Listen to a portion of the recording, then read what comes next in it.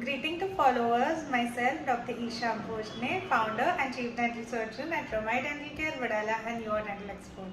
Welcome to my YouTube channel Dr. Isha's Dental Talks.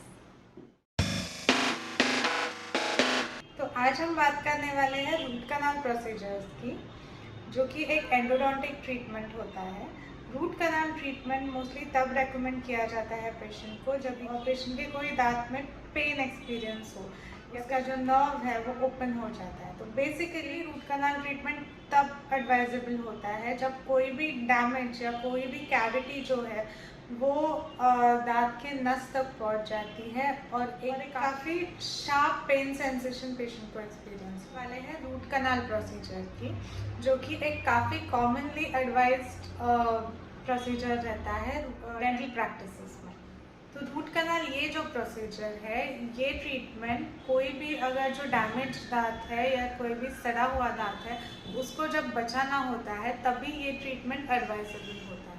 तो root canal treatment में basically अगर कोई भी सडन है या कोई भी डैमेज है जो कि दांत के एकदम अंदर तक, यानी कि दांत का जो एकदम अंदर का पार्ट होता है जिसमें ब्लड वेसल्स होते हैं, नर्व सप्लाई होता है दांत का, अगर वो पार्ट दांत का डैमेज हो जाता है और इन केस अगर अदरवाइज वो दांत अच्छा है और उसे बचाया जा सकता है तो रूट कनाल प्रोसीजर्स जो है वो रेकमेंडेड होते हैं तभी।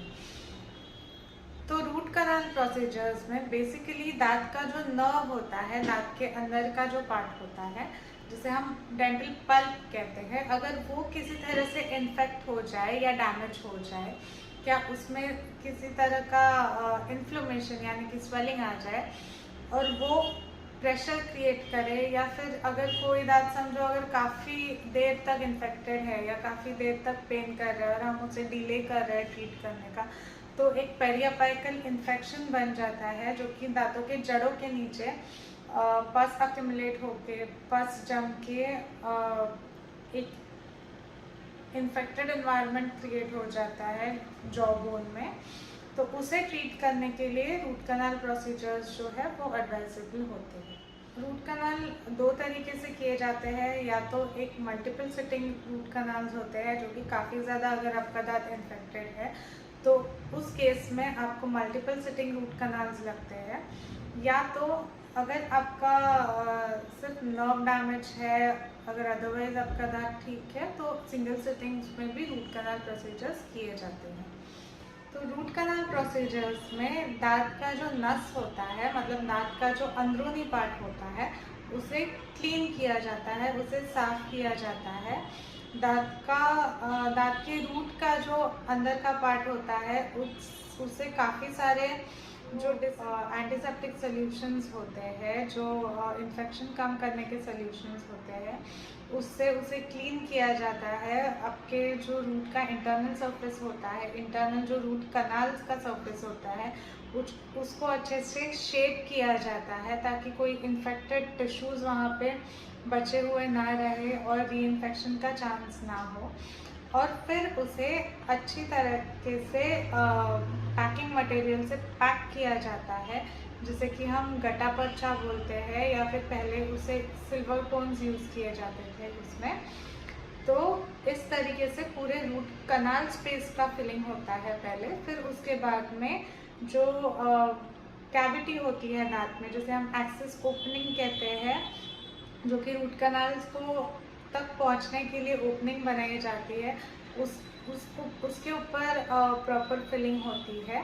और ये हमेशा रेकमेंडेड रहता है कि आफ्टर रूट कनाल जो है वो रूट कनाल ट्रीटेड दांत पे कैप, या फिर अगर मल्टीपल दांत है तो ब्रिजेस रेकमेंडेड होते हैं, क्योंकि पोस्ट रूट कनाल जो है दांत का हम ब्लड सप्लाई एक तरीके से निकाल देते हैं, न्यूट्रिशनल सप्लाई उसका निकाल देते हैं। तो दांत को जो है एक प्रॉपर सपोर्ट या फिर प्रॉपर लोड बेयरिंग की ज़रूरत रहती है। इसके लिए दांत पे जो है कोई भी रूट कनाल ट्रीटेड दांत पे जो है डेंटल क्राउन्स या डेंटल ब्रिजेस या फिर डेंटल प्रोस्थेसिस जो है वो रेकमेंडेड होते हैं for long term prognosis of the treatment, ताकि आपकी ट्रीटमेंट जो है वो आपको अच्छे results they.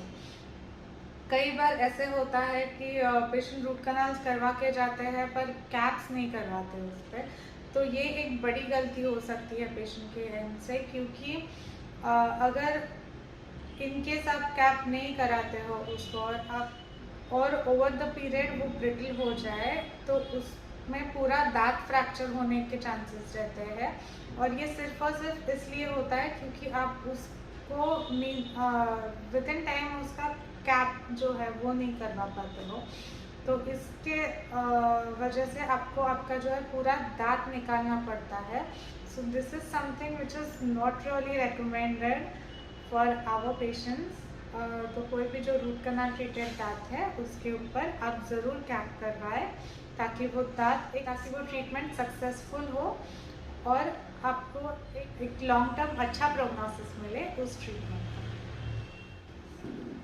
So thank you for watching this video. Stay tuned.